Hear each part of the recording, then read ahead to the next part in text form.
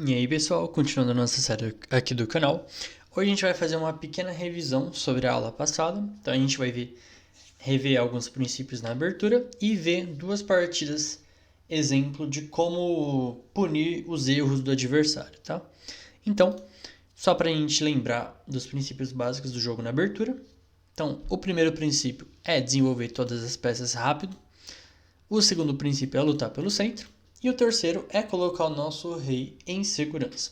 E vocês vão ver nas partidas que eu vou mostrar como esses três princípios eles andam de mãos dadas, tá? Então, a primeira partida que eu vou mostrar para vocês é entre um jogador chamado Paul Murphy, que é muito, ele vai aparecer muito aqui no curso, e é um jogador que vale a pena vocês estudarem as partidas dele, tá? E pelo que eu pesquisei, o jogador de pretas aqui, o Jay Kerr, era um médico e na verdade foi só isso que eu achei sobre ele. Só que tem um porém, essa partida aqui o Murphy tá jogando uma simultânea às cegas. Então o que é uma simultânea, né? Simultânea é quando um jogador joga mais de uma partida ao mesmo tempo.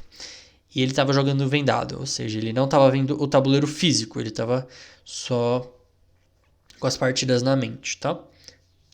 Se não me engano, pelo que está falando aqui, são oito tabuleiros que o Murphy estava jogando. Então, vamos lá. O Murphy jogou E4 e aqui o preto jogou com H6. Que tanto que é chamado de defesa Carr, provavelmente justamente por causa dele. Só que esse lance não faz nada para ajudar o desenvolvimento das pretas, né? Então, não ajuda o desenvolvimento, não luta pelo centro e muito menos tenta colocar o rei em segurança. Jogou com D4. E aqui o Carr jogou A5, que é outro lance que não faz nada, né? Então, enquanto o branco tá lutando pelo centro, tá controlando o centro, tá colocando as peças em jogo, tá abrindo linhas para o desenvolvimento, o Carr tá ali fazendo lances aleatórios de peões. O Murphy jogou bispo D3, ou seja, um lance que desenvolve uma peça e coloca para atacar o centro. Veio B6, cavalo E2, mais um lance de desenvolvimento, definindo o peão de D4. E agora preparando o lance roque, E6 e o branco rocou. Então depois do lance 5, o Murphy já conseguiu fazer tudo que uma abertura pede. Então ele tem um controle central, tem peões no centro, tem um bispo que defende o centro e tem um cavalo que também protege o centro. Enquanto as pretas ainda estão não desenvolveram nenhuma peça e tem um controle central muito fraco, né? Só o peão de E6 que ataca o centro. Enquanto, além do que o rei das pretas também está muito longe de qualquer lugar seguro aqui, né? O Carr jogou com bispo A6, provavelmente para tentar trocar uma peça que defende o centro por uma que não defende. Só que aqui o Murphy jogou com C4, ele evitando a troca e ele ganha mais espaço no centro, né? Então ele está aumentando o controle central dele, aumentando a vantagem de espaço também. O Carr jogou cavalo F6, atacando o peão de E4. Só que depois de E5, o preto tem que mexer o cavalo de novo, né? E aí veio o cavalo H7. E aqui um ponto legal que chama a atenção no jogo do Morph.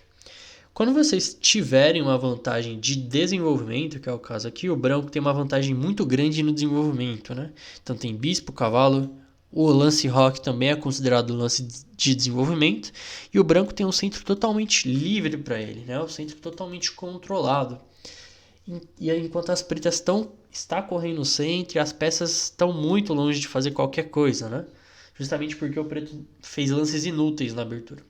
Então, quando você tiver uma vantagem no desenvolvimento, é legal vocês tentarem atacar, tentar abrir a posição, para vocês justamente aproveitarem essa vantagem que vocês têm.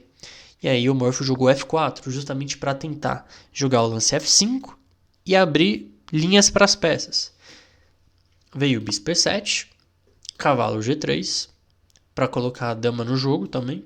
Então o cavalo pode ir para E4 também, ele aumenta o controle sobre E4. O Carr jogou com D5 aqui, que é um lance ok, né?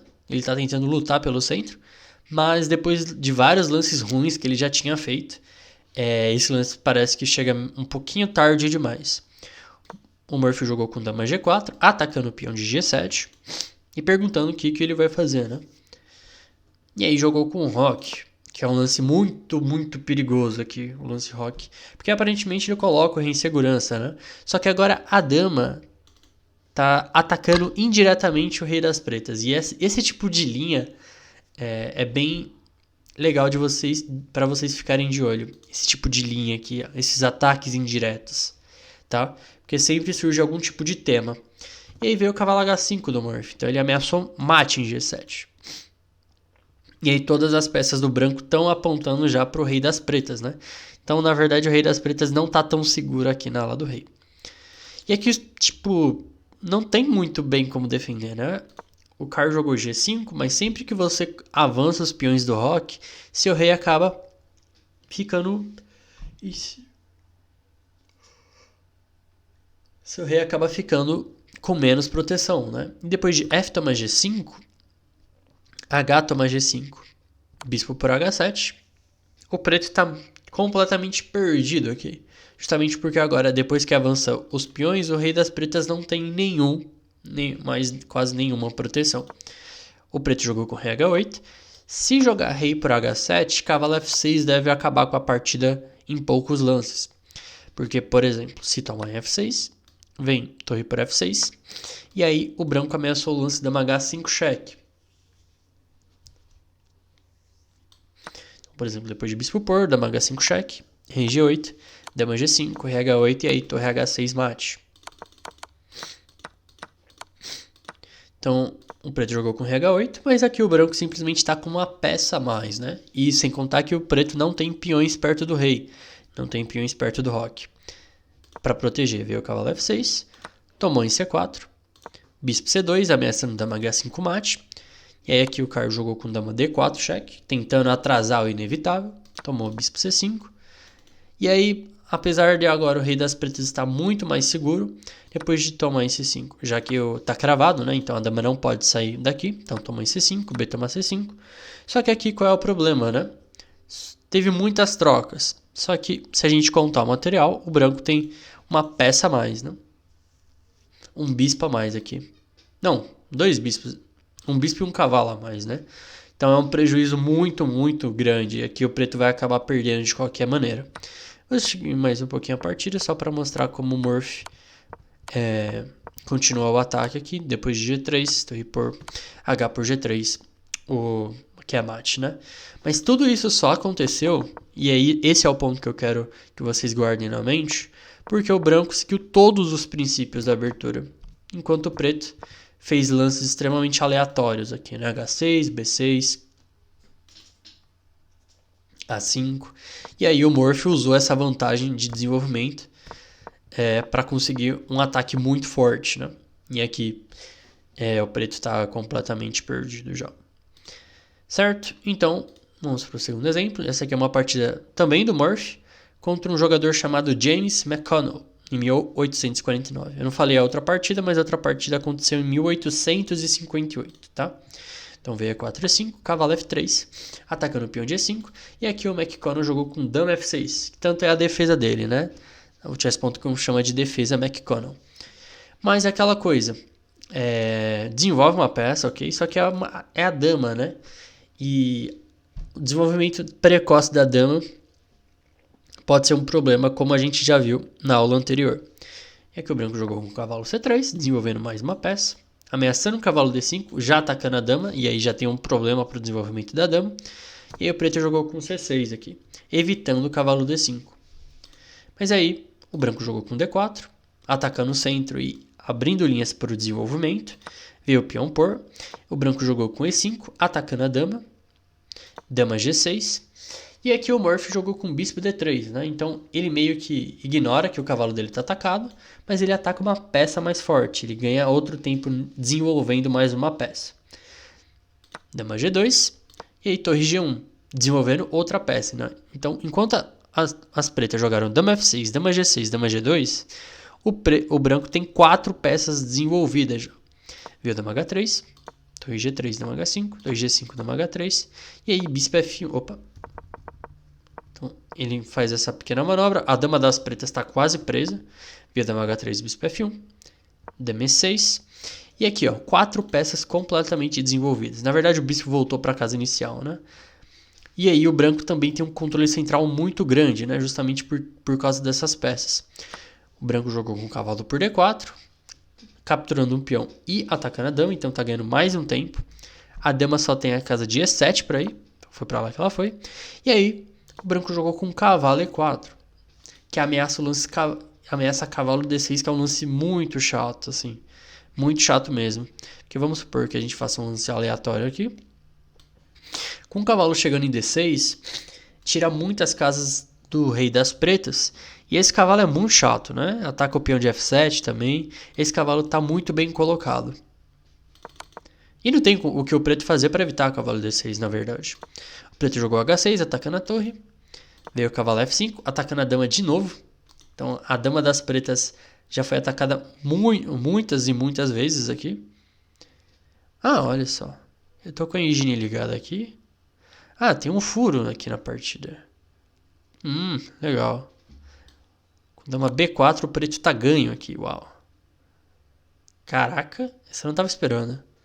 Cheque, atacando cheque. E o cavalo. E a torre das brancas também tá no ar, né? Ah, olha só. Mas ele jogou com dama E6, o McConnell não se ligou ali. E aí sobrou um cavalo de FD6 cheque. Tomou em D6, cavalo D6, rei D8. E agora bispo C4. Então desenvolve de novo a peça. Ataca a dama. E aqui o preto está perdendo material forçado aqui já. O preto é obrigado a perder material já, né? Porque agora o cavalo e o bispo estão atacando o peão de F7, né? Veio dama E7, cavalo F7, rei C7. E aqui jogou com dama D6 o Morph. E aqui já tem uma sequência de mate forçado já. Veio dama por, peão por, rei B6, bispo E3, C5, bispo C5, rei A5. E aí depois de torre G3, não tem como evitar torre A3 mate. Tentou B5, mas aí torre A3. Mas, de novo, o que eu quero é que vocês guardem dessas duas partidas, né? Só para revisar. Da primeira partida, como o Morph simplesmente controlou o centro, desenvolveu as peças e protegeu o rei. E como o jogador das pretas não fez a mesma coisa, ele conseguiu um ataque muito forte, justamente porque ele já tinha peças mais desenvolvidas. E nessa partida aqui, o jogador das pretas desenvolveu a dama precocemente. E ele não conseguiu voltar para a partida, assim, né? Então notem que, tanto que o preto, só mexeu a dama, né? Tem aquele furo ali que eu achei curioso. O furo na análise, mas aí o preto só mexeu a dama, realmente, né? Na posição final, todas as peças dele estão na casa inicial. Então, o que eu posso falar para vocês nesse final de vídeo, né? Revejam esses princípios, tentem revisar esses princípios. E em cada partida que vocês forem jogar, tentem se perguntar: esse lance faz alguma coisa? Ajuda nesses princípios? Esse lance está controlando o centro? Esse lance está desenvolvendo uma peça? Esse lance está ajudando a proteger o meu rei? E aí tentem se perguntar para vocês, para os seus lances e para os lances do adversário também. Porque o nosso adversário também tem o direito de existir, né? E lembrem também, uma coisa legal de lembrar, que se o adversário não desenvolver as peças, você tem que, se você já tiver terminado seu desenvolvimento, protegido seu rei e tal, tentem atacar com as peças que você já tem, né? Porque se você tem mais peças desenvolvidas, naturalmente você tem mais chances de ataque, tá? Então, eu espero que vocês tenham gostado e vejo vocês na próxima aula.